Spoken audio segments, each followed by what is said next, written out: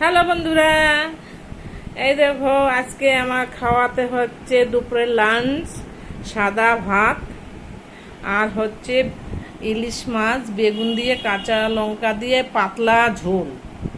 হ্যাঁ, আর ভাত। এর মধ্যে আমি কিচ্ছু দেই নেই, বেগুন আর কাঁচা লঙ্কা ছাড়া, লবণ হলদি ব্যাস। কালি জিরে ফোড়ন দিয়ে পাতলা ঝোল করেছি আর ভাত করেছি, আর কিচ্ছু করি নেই।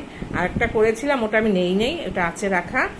হ্যাঁ, আর এই যে আমার সাদা ভাত, এই যে আমার পাতলা ইলিশ মাছের ঝোল, এই দেখুন, দেখেছেন? এই যে ইলিশ মাছের পাতলা ঝোল, বেগুন দিয়ে আলু দিয়ে কাঁচা লঙ্কা দিয়ে পাতলা ঝোল করেছি। আর এই যে ভাত, আর এই যে আমার ছোট্ট হাঁড়ি, এই দেখো, এই যে ছোট্ট হাঁড়িতে আমি ভাত রান্না করি।